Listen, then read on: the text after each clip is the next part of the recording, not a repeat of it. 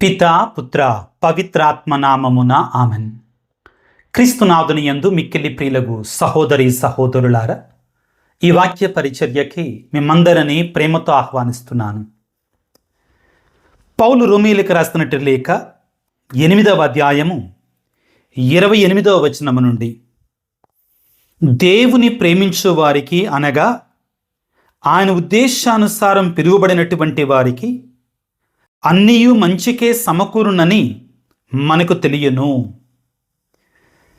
క్రీస్తునాథుని యందు మిక్కిలి ప్రియులగు సహోదరి సహోదరులారా, కొన్నిసార్లు మన జీవితంలో శ్రమలు ఎదురైనప్పుడు, కష్టాలు వచ్చినప్పుడు, మనం అనుకున్నటువంటి ఉపాయాలు, ప్లానింగ్స్ మనం అనుకున్నట్టుగా జరగనప్పుడు మనము దేవుడు నన్ను దీవించటం లేదు, దేవుడు నన్ను ఆశీర్వదించటం లేదు, దేవునికి నేనంటే ఇష్టం లేదని మనం అనుకుంటాం.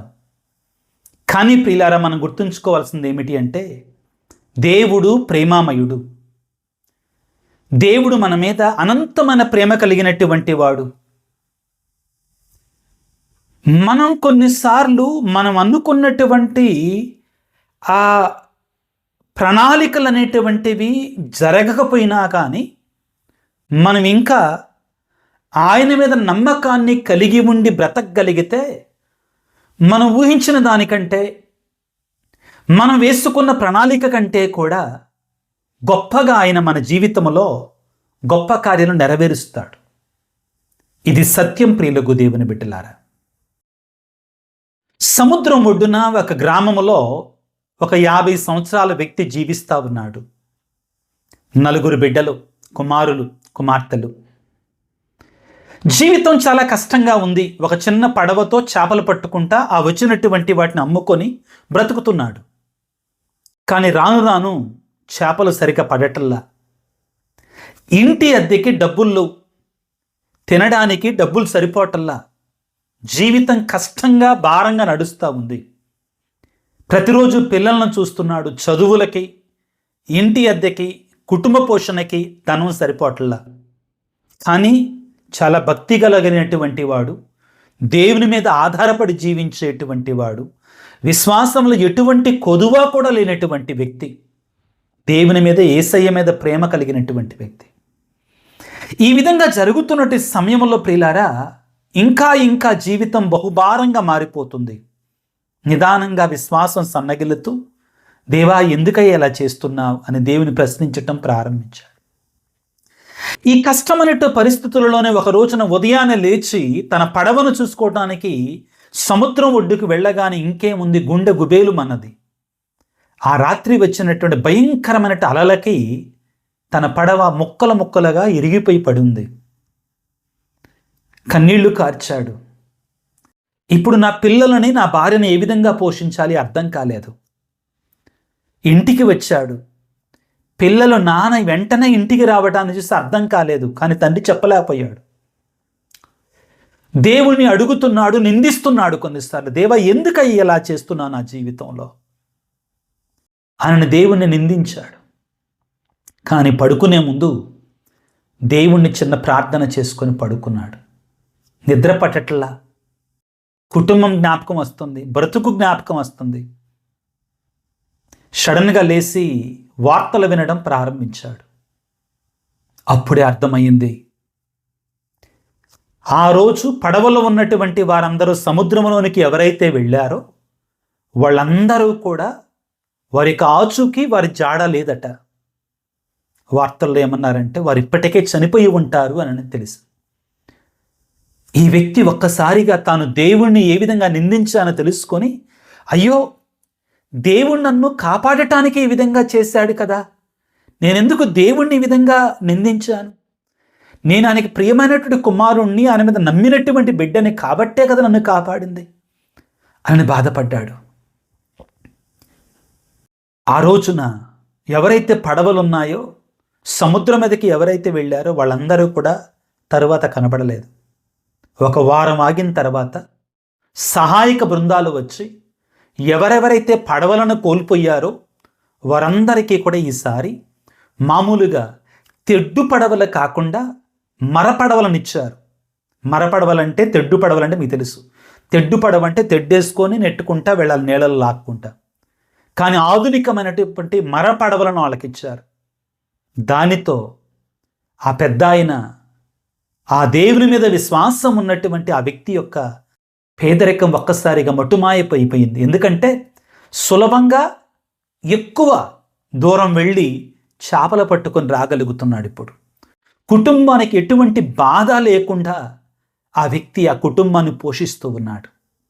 అప్పుడు వెంటనే దేవుని సన్నిధికి వెళ్ళి, దేవా నన్ను క్షమించయ్యా, నా బాధల సమయంలో నీ ప్రణాళికను అర్థం చేసుకోలేకపోయాను, నీ చిత్తాన్ని అర్థం చేసుకోలేకపోయాను, ఏది జరిగినా నా మంచి కొరకే, నా మేలు కొరకే అని నేను ఆలోచించుకోలేకపోయాను, నన్ను క్షమించు అని ఈ విధంగా అన్నాడు. అయ్యా, నేను నమ్మినటువంటి వారిని, నీపై ఆధారపడువటువంటి వారికి, నీ మీద విశ్వాసం కలిగి ఉన్నటువంటి వారిని వెన్నడు కూడా చేయి విడిచేటువంటి వాడవు కావయ్యా అని ఆనాడు మరొక్కసారి తన విశ్వాసాన్ని బలపరచుకోవటం జరిగింది. ప్రియులకు దేవుని బిడ్డలారా, మన జీవితాలలో కూడా కొన్నిసార్లు శ్రమలు సవాళ్ళు ఎదురైనప్పుడు, ప్రారంభంలో అన్నా కదా, మనం వేసుకున్న ప్రణాళికల ప్రకారం జరగనప్పుడు మనం దేవుని నిందించటమో లేకపోతే బాధలో కూరుకుపోవటమో జరుగుతుంది. కానీ ఈ వ్యక్తిలాగా మనం విశ్వాసాన్ని కోల్పోకుండా, దేవునిపై ఆధారపడుకుంటూ మనం ముందుకు వెళ్ళగలిగితే మన జీవితాలలో అద్భుత కార్యాలను చూస్తాం. ప్రియులకు దేవుని బిడ్డలారా, యాకోబు పత్రిక 1వ అధ్యాయం 2-3 వచనాలలో, నా ప్రియమైన సహోదరి సహోదరులారా, మీరు అనేక విధములైన శోధనలకు గురి అయినప్పుడు అది మీ విశ్వాసమును పరీక్షించునని ఎరిగి దానిని పరిపూర్ణంగా, ఒక పరిపూర్ణమైన ఆనందంగా ఎంచుకోండి విశ్వాసంలో శ్రమలు వచ్చినప్పుడు. ఈనాడు మనం చదువుకున్న వాక్యంలో పౌలు గారు అంటున్నారండి, మన జీవితంలో ఏది జరిగినా కానీ మనం దేవుని ప్రేమించగలిగితే, విశ్వాసంలో ఉంటే, ప్రార్థనా జీవితాన్ని జీవించగలిగితే, సత్యమైన జీవితాన్ని జీవించగలిగితే మన మంచికే మారుస్తాడు ఆయన, మన మేలు కొరకే మారుస్తాడు ఆయన.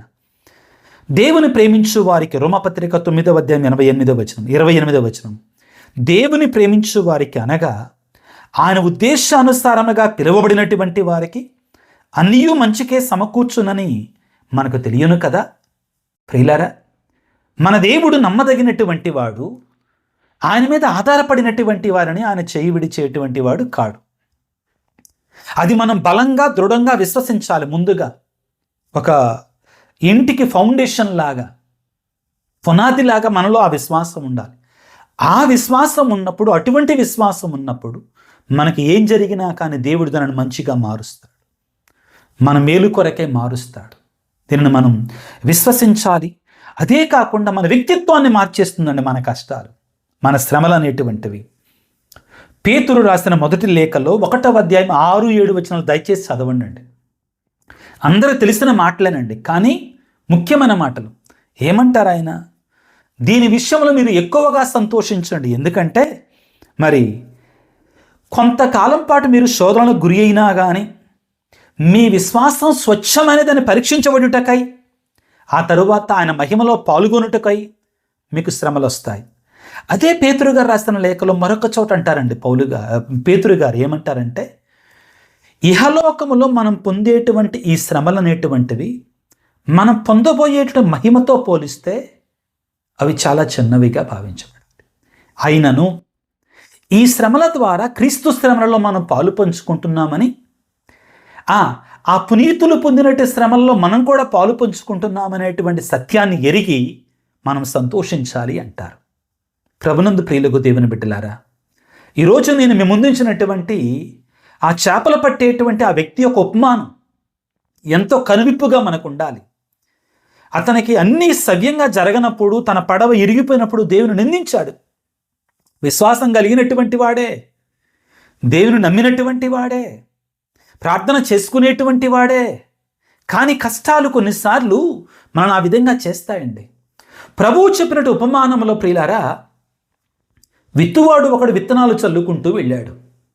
ఆ విత్తనాలు చల్లుటూ కొన్ని త్రోవ ప్రక్కన పడ్డాయి, వెంటనే కాకులు వచ్చి తీసుకెళ్ళిపోయాయి.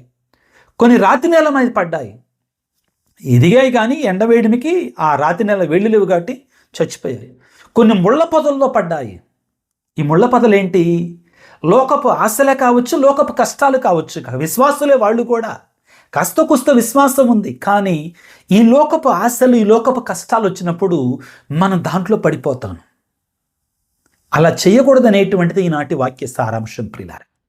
దేవునిపై ఆధారపడినప్పుడు ఆ శ్రమలలో నుండి అద్భుత రీతిగా ఆయన మనం ఊహించిన దానికంటే, మనం కోరుకున్న దానికంటే అద్భుతమైన కార్యాలు మనకు ఆయన చేయగలుగుతాడు పిల్లారా. రోమాపత్రిక 5వ అధ్యాయం 3-4 వచనాలు. 5వ వచనం కూడా చాలా ముఖ్యమైనటువంటిది ప్రియులారా. ఏమిటి అంటే, శ్రమలలో కూడా ఆనందించగలుగుతున్నా. శ్రమలు సహనమును, సహనము నీతివంతమైన జీవితమును, నీతివంతమైన జీవితం నిరీక్షణను మనకు నేర్పిస్తుంది. నిరీక్షణ నిరాశ కలిగింపదు. 5వ వచనం, రోమాపత్రిక 5వ అధ్యాయము 5వ వచనం.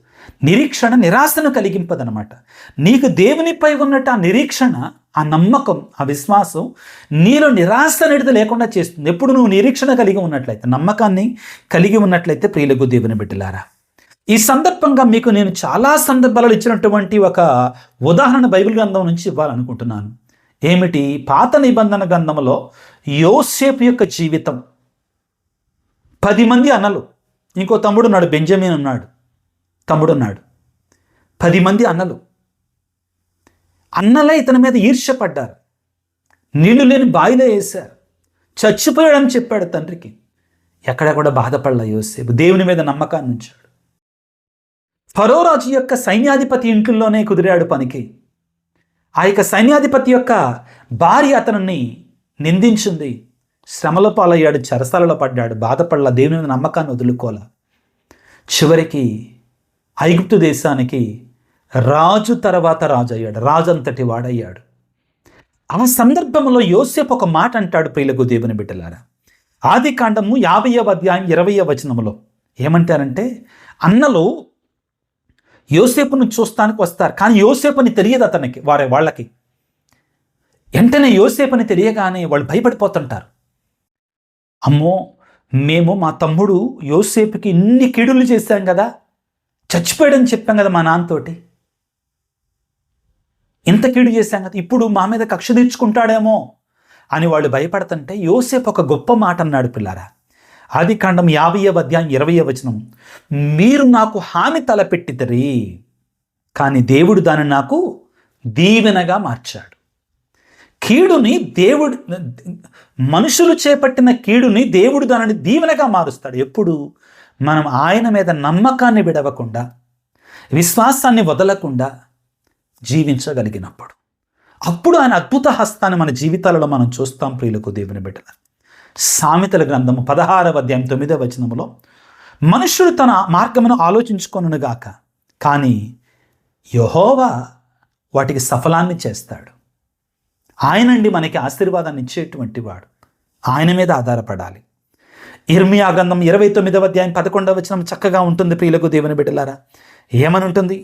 మీరు క్షేమముగా ఉండాలని, హాని కలగకుండా ఉండాలని, నిరీక్షణ కలిగి ఉండి భవిష్యత్తును, చక్కటి భవిష్యత్తును మీకు ఇచ్చేదనని నేను ఆలోచించిన ఆలోచనను నేను ఎరుగుదును, మీ మేలు కొరకే కానీ మీ కీడు కొరకు కాదు అంటాడు పిల్లారా. ఇవి దేవుని యొక్క ప్రణాళికలు. అయితే ఇక్కడ మనం ఒక్క విషయాన్ని అర్థం చేసుకోండి. మనం ఎలాగ ఆలోచిస్తామంటే, ఇక్కడి నుంచి 10 అడుగులు మాత్రమే మనం చూడగలుగుతామండి. ఆ తర్వాత ఏం జరుగుద్దో మనకు తెలియదు. అలాగనే మన జీవితంలో అప్పుడు ఏ సంఘటన అయితే జరుగుతుందో అంతవరకే ఆలోచిస్తాం. ఆ సంఘటన ద్వారా మనకు దేవుడు ఏం చేయబోతున్నాడో మనకు తెలియదండి. కాబట్టే మనం గాబరా పడిపోతాం, దేవుని మీద నమ్మకం లేకపోతే. అర్థమవుతుందా? కాబట్టి కానీ దేవుడు అలా కాదు. దేవుడు మన జీవితంలో ఈ కార్యం తర్వాత ఏం జరగబోతుంది, ఆ కార్యం తర్వాత ఏం జరగబోతుంది, మన జీవితం అంతా ఆయనకు తెలుసు. మన ప్రణాళిక ఆయన చేతుల్లో ఉంది. కాబట్టి మనం నమ్మకంగా ఉండగలిగితే, ఆ వృద్ధుడు బాధల్లో కష్టాల్లో దేవుని నిందించినా కానీ ప్రార్థనా జీవితం విడవకుండా దేవుని మీద నమ్మకంతో బ్రతికాడు కదా. మనం దేవుని మీద నమ్మకంగా ఉండగలిగితే అప్పుడు మనం ప్రియులారా అద్భుతాన్ని చూస్తాం. పేతురు గారు అన్నారు కదా, 1వ అధ్యాయం, పేతురు రాసిన మొదటి లేఖ 1వ అధ్యాయం 6-7 వచనాలలో, ఒక్కసారి నీ విశ్వాసం పరీక్షించబడిన తర్వాత మహిమలో నువ్వు పాలిభాగస్తుడు అవుతావు. ఇది మనం అర్థం చేసుకోగలగాలి ప్రియులకు దేవుని బిడ్డలారా. అన్నిటికంటే ముఖ్యంగా మనం అందరం గుర్తుపెట్టుకోండి అండి దీన్ని. ఏమిటి అంటే, నా దీన స్థితిని మహోన్నత స్థితిగా మార్చగలిగినటువంటి వాడు ఆయన. ఎస్, నన్ను పునరుద్ధరించగలిగినటువంటి వాడు ఆయన. జిగట మన్నైన నన్ను మార్చగలిగినటువంటి వాడు ఆయన. నా పరిస్థితి, నా స్థితి ఎరిగినటువంటి వాడు ఆయన. పేతురు గారు నీళ్ళలో మునిగిపోతుంటే ఆయన పైకి లాగగలిగినటువంటి వాడు ఆయన. నీవు నేను కూడా బురదలో మునిగిపోతున్నామా?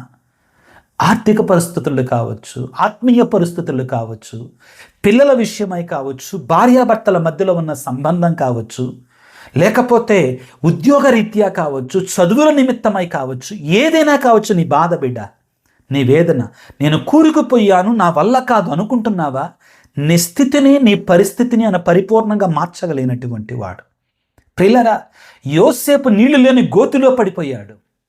పొతీఫరు భార్య అతనిని అవమానించి చెరసలలో వేయించింది. దేవుడు అని లేవనెత్తలేదా? దానియేలు ప్రియులకు దేవుని బిడ్డలారా, దానియేలు యొక్క స్నేహితులు మండుచున్న అగ్నికుండంలో పడిపోయారు. చల్లని ఏసీలాగా వాళ్ళ మీద వీచేటట్లుగా చెయ్యలేదా? సింహాల బోనులో పడిపోయాడు దానియేలు ప్రియులకు దేవుని బిడ్డలారా, దేవుడు లేవనెత్తలేదా? ఇర్మియాని కోళ్ళకొక్కరా వేసి కొట్టారు, దేవుడు లేవనెత్తలేదా? దీవించలేదా? నన్ను దీవిస్తాడు. ఆయన సర్వశక్తిమంతుడై ఉన్నాడు. నీకు నాకు ఉండవలసిందల్లా ఏమిటంటే ఒకటి, నేను గీసుకున్న ప్రణాళికల కంటే ఆయన వేసిన ప్రణాళిక నా కొరకే శ్రేష్టమైనటువంటిది. His plans are better than my plans. Yes, his plans are better than my plans for me. ఆయన నాకంటే కూడా గొప్పగా, ఆయన నా కొరకై గొప్ప పథకాలు రచించాడు. ఇర్మియా గ్రంథంలో అంటాడు కదా, మీ కొరకై నేను గొప్ప పథకాలు మీ మేలు కొరకే కానీ మీ కీడు కొరకు కాదంటాడు కదా, మీ వినాశనము కొరకు కాదు అంటాడు కదా. నీవు నేను చేయవలసిందల్లా ఆ మేలు తలచేటువంటి, ఆ మంచిని చేసేటువంటి, మన మేలు కోరేటువంటి ఆ దేవుని మీద నమ్మకాన్ని ఉంచి బ్రతకాలి. ఇది కష్టం. ఇది కొన్నిసార్లు మనం చేయలేకపోతున్నాం. ఎందుకని నేను అనుకున్నది పొందలేకపోతున్నా? యాకోబు పత్రికలో అంటాడు కదా 4వ అధ్యాయంలో, 3-4 అధ్యాయాలలో, ప్రియులారా, మీరు దేవుని మీద నమ్మకంతో అడగట్లేదు కాబట్టి పొందలేకపోతున్నారు. కాబట్టి మీలో స్ట్రెస్ వస్తుంది, ఒత్తిడి వచ్చేస్తుంది. అంటే మనం దేవుని మీద ఆధారపడతల్లా, దేని మీదో ఆధారపడుతున్నాం. లోకం మీద ఆధారపడుతున్నాం, మన జ్ఞానం మీద ఆధారపడుతున్నాం, మన తెలివి మీద ఆధారపడుతున్నాం. ముఖ్యంగా ప్రియులారా, ఎవరైతే చదువుకున్నటువంటి వారు ఉన్నారో, యవ్వన ప్రాయంలో ఉన్నటువంటి వారు ఉన్నారో, దేవునికి అవకాశాన్ని ఇవ్వడానికి ప్రయత్నం చేద్దాం. దేవుని మీద ఆధారపడటానికి ప్రయత్నం చేద్దాం. కొన్నిసార్లు ఆలస్యం కావచ్చు, అద్భుతం మాత్రం ఆగదండి. ఆలస్యం చేస్తాడు దేవుడు మనం పరీక్షించటానికి, కానీ అద్భుతాన్ని మాత్రం ఆపడ దేవుడు మన విషయంలో. అటువంటి గొప్ప దేవుడు మనకున్నాడనే విశ్వాసంతో మన యొక్క ఉన్నటువంటి శ్రమలని, బాధలని, కష్టాలని, సవాళ్ళని, ఆర్థిక ఇబ్బందులని, ఆత్మీయ ఇబ్బందులను ముఖ్యంగా దేవునికి సమర్పించుకొని ప్రార్థన చేసుకుందాం. సర్వశక్తిమంతుడా, సర్వోన్నతుడా, గొప్ప దేవా, నీకు స్తోత్రాలు, వందనాలు. ఈనాడు ముఖ్యంగా మీరు మాకు ఇచ్చినటువంటి ఆత్మీయ సందేశాన్ని బట్టి మీకు స్తోత్రాలు తండ్రి. చాలా స్పష్టంగా మాకు తెలియజేశావయ్యా. నీ మీద నమ్మకాన్ని, విశ్వాసాన్ని కోల్పోకుండా నీ ఎడల భక్తి కలిగి జీవిస్తూ నీ ప్రణాళికల ప్రకారం జీవించడానికి మేము సిద్ధపడగలిగితే మా జీవితాల్లో అద్భుతాలను మేము చూస్తాం, ఆశ్చర్యకార్యాలను చూస్తాం. క్షణకాలం ప్రభువ మా జీవితంలో కష్టాలు రావచ్చు, సమస్యలు రావచ్చు, వేదనలు రావచ్చు, కానీ ఆ వేదనని, ఆ కన్నీటిని నాట్యముగా మార్చేటువంటి వాడవు నీవు. ఆ బూడిదను పూలదండగా మార్చేటువంటి వాడవు నీవు. ఆ వేదనను ఆనందంగా మార్చేటువంటి వాడవు నీవు ప్రభువా. నువ్వు సర్వశక్తిమంతుడు వైపు ఉన్నావు. ఈనాడు ప్రభువా, ఈ వాక్య పరిచయలో పాల్గొంటున్నటువంటి నీ ప్రేమైన బిడ్డలందరి కొరకే ప్రార్థిస్తున్నాను తండ్రి. ముఖ్యంగా వేదన అనేటువంటి లోతుల్లో కూరుకుపోయిన బిడ్డల కొరకే ప్రార్థన చేస్తున్నాను. ఇక నా బ్రతికి ఇంతే, నా జీవితం ఇంతే, నాకు ఇంకా వేరే మార్గం లేదు, నాకు ఇంకా వేరే ద్వారం తెరవబడటం లేదు అనుకునే బిడ్డల కొరకే వారి విశ్వాసాన్ని బలపరచమని, దృఢపరచమని, ఆశ్చర్యకార్యాలు చేయమని వేడుకొనుచున్నాను. అనారోగ్యంతో బాధపడుతున్న బిడ్డలను ప్రభువా నీ గాయపడిన హస్తాలతో తాకి లేవనెత్తండి, స్వస్థపరచండి, దీవించండి, ఆస్వాదించండి ప్రభువా. కుటుంబాలలో భార్యాభర్తల మధ్యలో, పిల్లల మధ్యలో సఖ్యతను ఏర్పాటు చేయండి. ఉద్యోగము కొరకై, గర్భఫలము కొరకై, అప్పుల బాధల నుండి బయటపడటం కొరకై, వివిధ ఇబ్బందులతో ప్రార్థన చేయమని అడుగుతున్నట్టు వారందరినీ కూడా మీరు దీవించమని, ఆశీర్వదించమని, ముఖ్యంగా ప్రభువా మా కొరకు ప్రార్థించండి అయ్యా అని వీడియో కింద ఎవరైతే మెసేజ్లు ఉంచుతున్నారో వారందరిని దీవించి ఆశ్రయించి కాపాడమని మనాదురైన క్రీస్తు ద్వారా వేడుకొనుచున్నాము తండ్రి, ఆమేన్. ప్రియులకు దేవుని బిడ్డలారా, మీకు అందరూ తెలుసు, నేను దూరదేశంలో ఉన్నాను, సేవ చేయడానికి వచ్చాను ఇక్కడ. కానీ దొరికిన ఏ అవకాశాన్ని కూడా విడివకుండా మీకు వాక్యాన్ని బోధించడానికి ప్రయత్నం చేస్తాను. మీరందరూ నా ప్రార్థనలో ఉన్నారు. నా కొరకే మీరు ప్రార్థన చేయండి. ఒకరి కొరకే ఒకరు ప్రార్థన చేస్తూ ఆత్మీయంగా బలపడటానికి, ఒకరినొకరు ప్రోత్సహించుకోవటానికి వాక్యము ద్వారా, ఒకరినొకరు కూడా వాక్యము ద్వారా సంతోషపరుస్తూ దేవునిపై నమ్మకంతో ముందుకు సాగటానికి ప్రయత్నం చేద్దాం. కథోలిక క్రైస్తవ విశ్వాసాన్ని విడిచిపెట్టకుండా ఆ విశ్వాసంలో బలపడటానికి ప్రయత్నం చేయవలసిందిగా మనవి చేస్తున్నాను. ప్రభువు మీతో ఉందురుగాక, మీ ఆత్మతో ఉందురుగాక.